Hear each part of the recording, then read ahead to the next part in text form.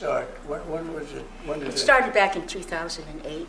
But thank you, Mr. President, for this great announcement, and thank you so much for your awesome leadership in giving back to American Samoa what had been taken away from us without even consulting with our leaders and people at that time. You mean they just one day just took away 3 Californias? Yes. And so this is such a wonderful gift to American Samoa. And of course, it's also Holy Week beginning today. And so thank you for returning to our indigenous people this wonderful gift of our traditional fishing grounds. It's such an honor to do this. You know, normally I say things and it's nice and everything's good. You get more water in the shower head and things like that. But this is such an honor. What they've done to you people is incredible. It's like, it's so terrible. When you have to travel 4 days in a boat to fish, and it's usually 7 days, I was told before, but 4 days to 7 days in order to fish. And you were there a long time before we were, right? Yes, yes, like, for centuries. Like I would say, yeah. Thousands of years, I was going to say. Mr. President, Please. you have another fishery in the Pacific Ocean. This is the Persane fishery that fishes for canned tuna, and then the fishery in Hawaii fishes for fresh tuna. And so there are 150 vessels, and you're opening up Johnston Island, which is very close to Hawaii, makes it a lot easier for them to fish. Even Hawaii, so even Hawaii's. Well, yes, of course. So you're helping the entire fleet, and most of our fish are sold on the mainland. We also fish for swordfish, and when we have too many regulations for our swordfish fishery, you get swordfish from Peru, Brazil, and all those other places that don't have the same management measures that we have in the United States. So we are very grateful in Hawaii for this, the fishermen, and it's fantastic. So what's the difference? You say canned tuna. Right, you have 2 different U.S. fisheries there. Yeah, but the same tuna. Different. No, that's skipjack, albacore, and yellowfin, and then. So albacore is canned tuna, right? Right. I know that from. You've seen the can. So yeah. So our fishery fishes for the sashimi quality fish. So it's all fresh. It's an ice fishery, and it's been around since what started in the early 1900s. And Well, it's been around for millions of years. right, exactly. Long before us. Right, exactly. That's great. So, you know, that's where you're getting your sashimi and your swordfish from. Most of the swordfish that you eat on the mainland comes from our fishery. You know, they shut down also areas off Maine, you know that, the Maine lobster. Oh, yes, And I yes. think we're going to have to open that one up really quickly too. But we did it, and then after the election, which was totally rigged, they went out and they put it back again. We'll have that for you next And it was like 500 square miles or some ridiculous thing like that. And Canada fishes there, but we're not allowed to. Can you imagine? They restricted it, but Canada fishes there. Please. Mr. President, this is such a great honor. You know, today in American Samoa, we're celebrating the 125th Flag Day. It's the first day celebrating when the U.S. flag was first raised there. At this very moment, they're celebrating that. So this is a monumental occasion for the people of American Samoa, and we are truly. So this is a big thing that's This going is on right now. because we're a tuna-dependent economy. 99.5% of our exports is tuna. 99.5%? Yeah. Well, what about the other half? And then about 80% of our private employment is related to That's the tuna industry. unbelievable. So yes, this is a big thing for the territory. We are one industry economy. Right, what's this going to do in terms, it's so interesting to me, it's so horrible and so stupid. It's so stupid. We're talking about a massive ocean, and they're forced to travel 4 to 7 days to go and fish in an area that's not as good and is probably a little more dangerous, the whole thing. So how is this going to affect your business? It's going to be many more, I mean, you're going to be able to do much more business, I would think, right? Yes, we would think that this will definitely result in more fish deliveries, and more fish deliveries is more economic gains for the territory. Tell us what happens when you say China and other people steal your fish. When, Well, in other words, you're forced to go to areas because, that are very dangerous. Well, because of the monuments and overlays of sanctuaries, our fishermen mostly fish on the high seas. And if you look at Global Watch, you will see China, Japan, Korea, and Taiwan, all fishing on our very edge of the 200-mile zone. So our fishing, we're in competition with them. And also, you know, their dumping of their fish on U.S. markets lowers the price for our fishermen. And that's another difficult thing that we hope you'll take care of soon. And what about the stealing of your fish? Well, you're competing with tuna in a very competitive market, right? So they're camped right outside, like he said, they're camped right outside our EEZ. And what happens? And they're taking our fish because it's migratory. Tuna is migratory. Because we can't fish in our zone, the fish goes to whoever. And they come in. They come in the dead of night. Most Yes, of they them do. go out. They come in, Nobody catches they them. take the steal. fish, Yeah, that's a common, well-documented problem. Does anybody, I mean, it's so interesting. It's- Even you have to find this one interesting. Yes. So by doing this, we're going to give you back your lives. And you've been doing this for thousands of years in this area. And then Absolutely. along comes Biden and Obama, and they say you can't do it anymore, right? This is fish baby fish. Yeah. Fish baby. So That's right. what's the level of and this is a risky question, but what's the level of popularity of Trump and Samoa versus the Democrats? 77%. For Poll Trump? shows for Trump. Yes, Wow. that's right. 77%. Probably go up to 90 tomorrow. Yes, go up to 100. 100. Maybe 100. Well, it's an honor. I'm not doing it for that. I'm doing it because it's just an honor. Here's one of the boats that they have. Look how beautiful that is down. They use it for a beautiful cruise that takes 7 days before they can do the first fish. Can you believe it? So now you'll be able to do it like almost immediately, right? We get much closer, absolutely. So if the fish is there, we can make more trips and employ more people. Do you know through sonar, radar, everything, do you know where the fish are? I mean, can you see that? You get educated guesses, so you get all kinds of different reports, plankton and all kinds of stuff, and they can. It's a beautiful life. You wouldn't choose any other life, right? It's a very unique life. I love what I do. I really do. I mean, if you could have a life like some beautiful leisurely life in Washington, D.C., where you get mugged when you go to work, but other than that, you love politics. If you could live in the White House, you'd take exactly what Might take it under consideration. All right, let's do this, right? That's an honor. You've seen that signature, and I don't use auto pen. You know, Well, like Biden. Biden uses auto pen. I think we ought to- Wafafetai, wafafetai, wamani mataevai.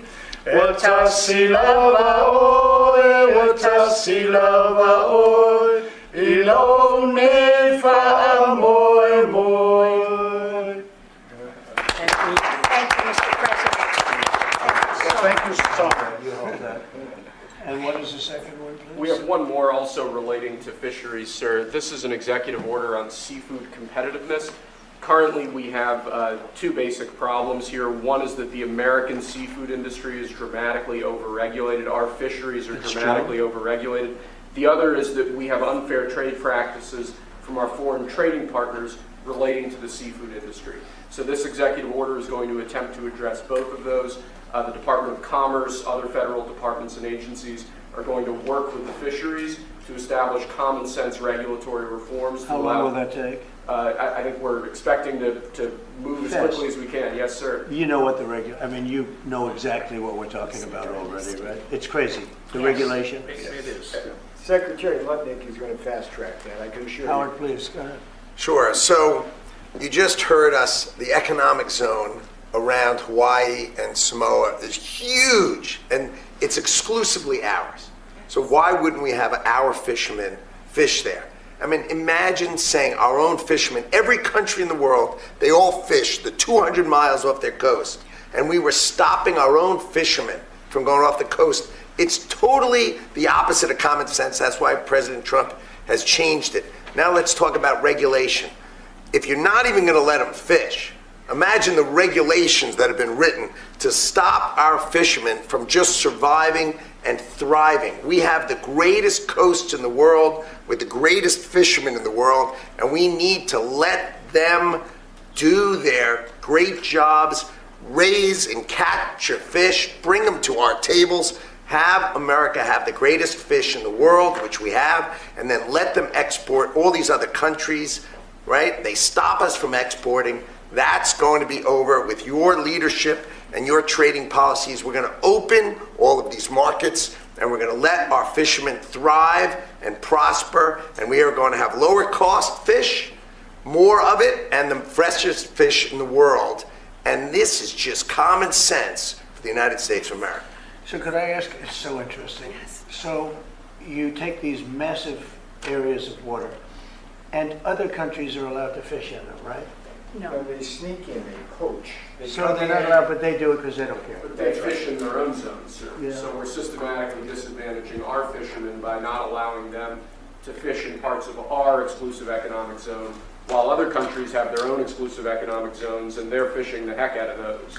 So they're totally benefiting. Now that you're allowing the U.S. fishing fleet to fish, they also serve as observers. And when they see poachers, they report them to the authorities. And so they are a big help to the U.S.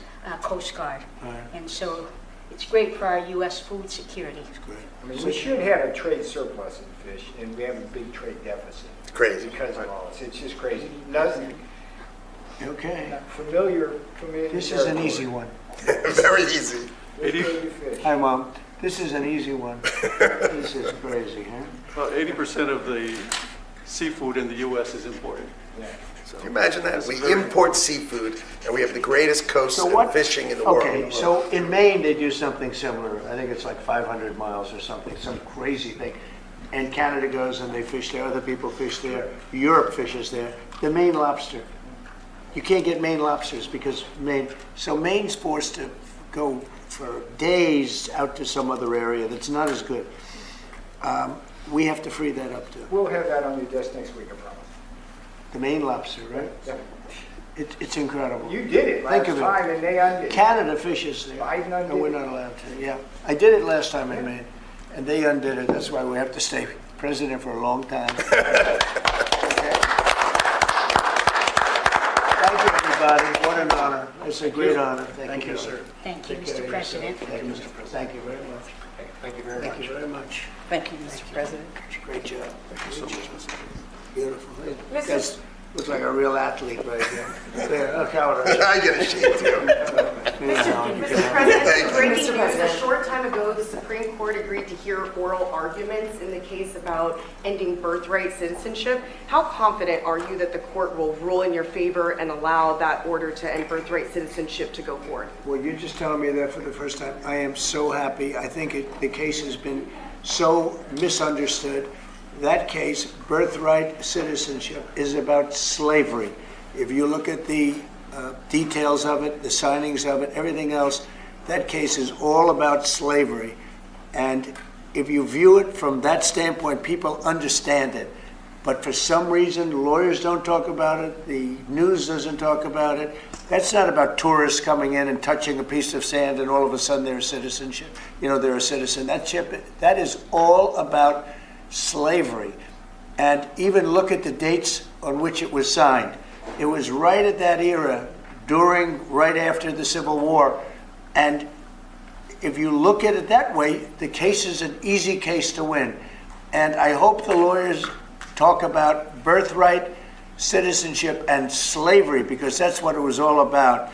And it was a very positive, it was meant to be positive. And they use it now instead, not for slavery, they use it for people that come into our country and they walk in and all of a sudden they become citizens and they pay a lot of money to different cartels and others. It's all about slavery, and if you look at it that way, we should win that case. Okay. Mr. President, following that, we have a great relationship with the president of El Salvador. Will you ask him to release Abrego Garcia so that you can facilitate his return here to the United States? And do you believe he deserves due process here? Well, I must tell you, I have to refer again to the lawyers. I'll have to do what they ask me to do. I had heard that there were a lot of things about a certain gentleman, perhaps it was that gentleman, that would make that case be a case that's easily winnable on appeal. So we'll just have to see. I'm going to have to respond to the lawyers. Mr. President, we're learning that there are now 2 deceased following that shooting at Florida State University. Following and amid that, is there any changes that you want to see to gun legislation? Anything you see broken with gun laws in our Well, country? I'm going to have to look. I'm a big advocate of the Second Amendment. I have been from the beginning. I protected it. and these things are terrible. But the gun doesn't do the shooting, the people do. It's, you know, a phrase that's used probably too often. I will tell you that it's a shame. I'm just hearing about it now. I just hear about it. I know the area very well. I know the school very well. I know everything about it. It's Florida. And we'll have more to say about it later. I have to What do see you what mean when you happens. say there will be more to say about it? Only in terms of what happened. As far as legislation is concerned, this has been going on for a long time. I have an obligation to protect the Second Amendment. I ran on the Second Amendment, among many other things, and I will always protect the Second Amendment. Mr. President, a question about the United Kingdom.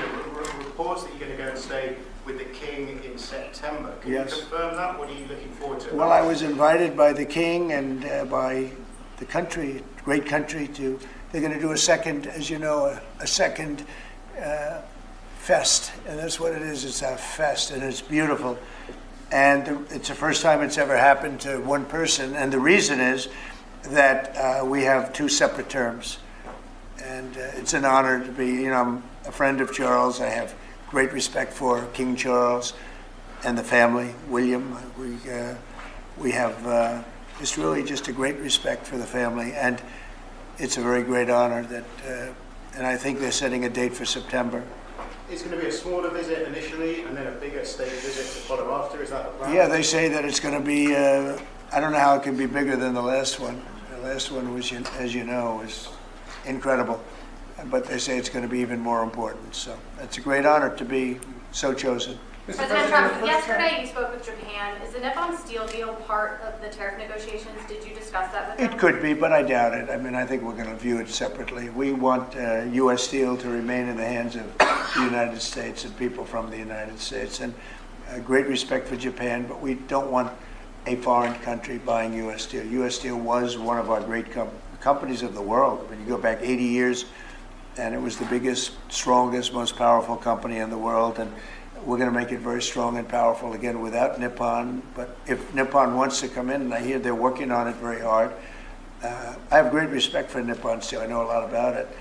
But they can invest and they can do lots of things, partnerships. But we want to have U.S. Steel remain in this country. So is that a stipulation you would put on these tariff negotiations? I guess we could talk about it with regard to tariffs, Howard. I mean, it's something that could be a part of it. But tariff negotiations are actually simpler than that. I mean, we're going to set a number and people are going to pay that number, or they're going to decide to go elsewhere if there is such a place. There really is no elsewhere, I think. Mr. President, in the first term, your Attorney General apologized to Tea Party groups who have been targeted by the IRS under the Obama administration. Why is it okay for the IRS to now be looking at changing the tax status of Harvard because of policy disagreements you have with the university? So, you know, I had dinner last night with a lot of pastors and ministers and people of faith, and there were like 32 of them, and it was beautiful in the Blue Room, and they said, "Sir, I was targeted by the IRS, and the FBI came in, sir, and I've been going through hell for years." And somebody overheard that statement, and they said, "Oh, that happened to me too." Another one overheard, "Oh, that happened to me too." It was the Biden people, and they had 7 or 8 of them. We're going to be reporting it very soon. I said, this has to be reported. These are ministers, pastors, evangelicals. They were targeted by the Biden administration, which was a disgraceful administration. Well, I was targeted more than anybody in history. I think you probably know that. I hope you admit it, but you might not. But I was targeted more than anybody in history. But it was interesting because one pastor told me, and another one heard it, "Oh, me too, and me too, me too, me too." All of a sudden they're all, and one of them spent all of his money, everything he had on lawyers, for 3 years, he said. It took place almost immediately after the election. After the election, when Biden came in, unfortunately for the country, sadly for the country. So when you ask me that question, I immediately say, let's switch it around to tell you what happened last night. And not only that, we're also finding that many people just having to do with Trump support have gone through hell. And they've used the IRS for purposes of something that's very illegal for them to have to do. What are you trying to It's a achieve? very illegal, it's a very, very illegal thing to do, what they did. And I think it's such a shame. That was long what? If that was wrong, why are you considering changing the tax status of Harvard? Because I think Harvard's a disgrace. I think what they did was a disgrace. They're obviously anti-Semitic, and all of a sudden they're starting to behave. But when you see what they were saying, what they were doing, when you see the way they took care of events, when you watch that woman, that horrendous president that ruined the image of Harvard, maybe permanently, in Congress, in the halls of Congress, when you take a look at what happened there, it was horrific. And, you know, I've looked at a lot having to do with it. I'm not involved in it. It's being handled by lawyers. I read about it just like you did. But tax exempt status, I mean, it's a privilege. It's really a privilege. And it's been abused by a lot more than Harvard, too, by a lot more than Harvard. So we'll see how that all works out. I don't think they've made a final ruling. I don't believe they've made a final ruling, but it's something that these schools really have to be very, very careful with. Very anti-Semitic when you take a look, whether it's Columbia, Harvard, Princeton. I don't know what's going on, but when you see how badly they've acted, and in other ways also.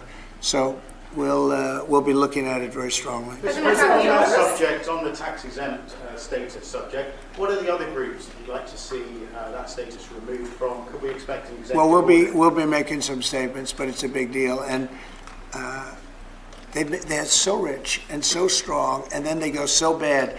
They've earned so much by being a member of this country, you know, a member of this group, this beautiful group of people in this country, and then they go and they abuse their power like that. I think it's very sad. Are we talking about immigrant rights groups, environmental rights Could be. groups? Could be. I mean, look, environmental. I have a group named CREW. CREW. You ever hear of it? I think it's CREW. And they have a guy that heads CREW.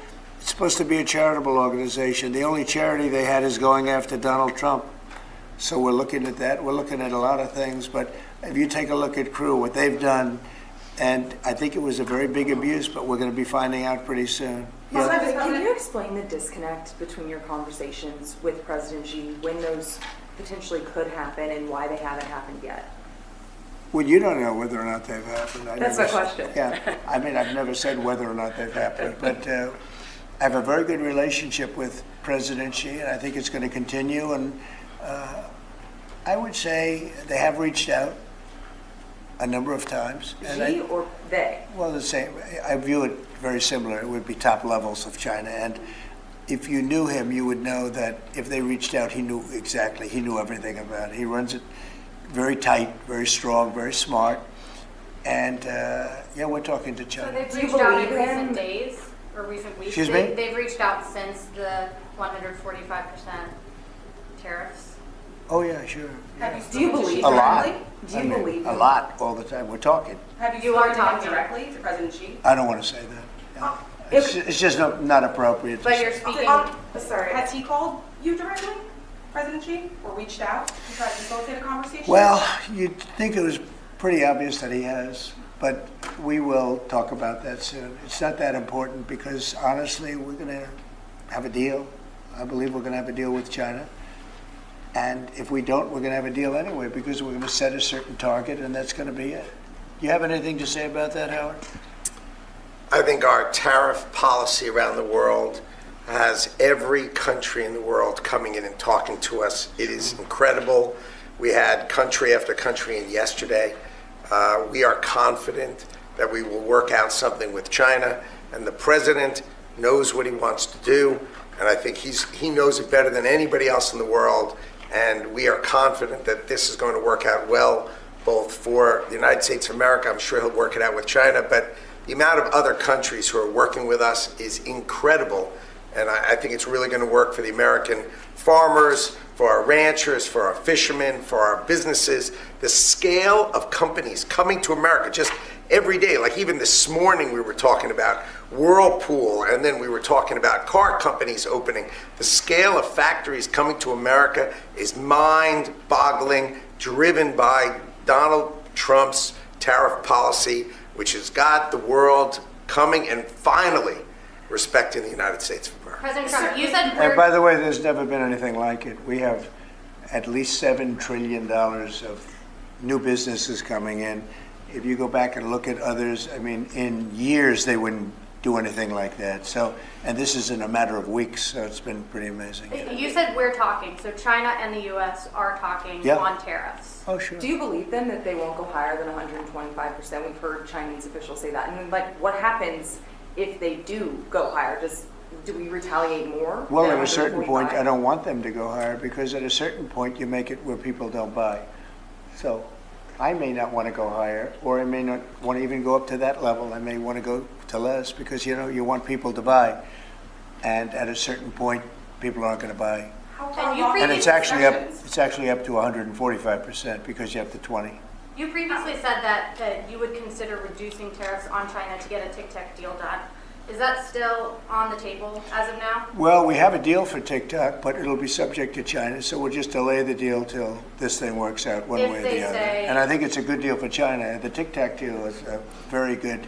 TikTok is good for China, and I think they'd like to see us do a deal, especially the deal that we have pretty much done with some of the best companies in the world. If they agree to sign the deal, would you take that into consideration? I think it would be something we discuss, because it's a natural.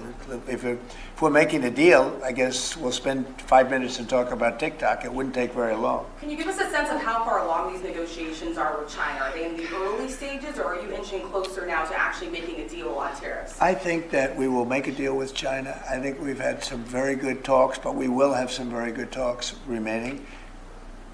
And, I view it, and some people say, oh, rush. I think we have a lot of time. I think we have plenty of time. But we have very, very good. You saw Japan was here yesterday. We had Italy today. We had a great conversation with the Prime Minister. We've had very good talks yesterday with Mexico. Talking with everybody. The problem is it's only so many hours in the day. I think we're going to make a deal with China. We're going to make a deal with everybody, and if we don't make a deal, we'll just set a target, and we'll live with that, and it'll be fine too. How much time do you think you have? I would think over the next 3 or 4 weeks, I think maybe the whole thing could be concluded. You have to understand, we're a big, if you think of us as a big, beautiful department store before that business was destroyed by the internet. We're a big, beautiful store, and everybody wants a piece of that store. China wants it. Japan wants it, Mexico, Canada, they live off it, those two. Without us, they wouldn't have a country. And everybody wants a piece. And at a certain point, if we don't make a deal, we'll just set a limit. We'll set a tariff, we'll set some parameters, and we'll say, come in and shop. They may not like that, and they may find it, or the market may find it too high, more likely the market, but the market may find it too high, or the country may find it too high. Then they'll come back and say, well, we think this is too high, and we'll negotiate, or they're going to say something else. They're going to say, well, let's see what happens. But they always have a right not to do it. So they can say, well, we don't want it, so we're not going to shop there. We're not going to shop in the store of America. We have something that nobody else has, and that's the American consumer. And I had the most successful 4-year period in the history of this country, and I think we're going to blow it away this time. But there is a little bit of a transition, and we're going to have that little transition, and it's not much of a transition. If you look right now, we're getting 25% on cars, right? We're getting 25% on steel. We're getting 25% on aluminum. We're going to have some other things that we're going to be adding in the not too distant future, because we want them to be made here. The medicines, the drugs, pharmaceuticals are going to be done, and computer chips, et cetera, et cetera. And because of that, we have the biggest computer companies in the world. coming in from Taiwan and other places, and they're building in Arizona and lots of other places. We're number one in AI by far. We're leading China by a lot, by tremendous amounts. We're going to supply electricity at levels never supplied before. They're going to build their own electric. We're going to let them become a utility, essentially. And it's going to be amazing for the country. They're going to build their own electric plants. We have to double up our electricity to remain number one in AI. We're going to have to double up our electricity take our whole country. We're going to have to double up our electricity. Think of that. And probably even triple it up. And we're going to let them build their own electric plants with their plant that they're building for the AI or whatever they're doing. Never been done before. We're going to get them quick approvals. It's going to be very clean, going to be very nice. And we're going to get them very fast approvals. And people are investing in this country like they've never invested before. Thank you very much, everybody. Thank you, Press. Thank you, Press. Thank you, Press. Thank you. We're headed out. Thank you, guys. We're right here. Let's go.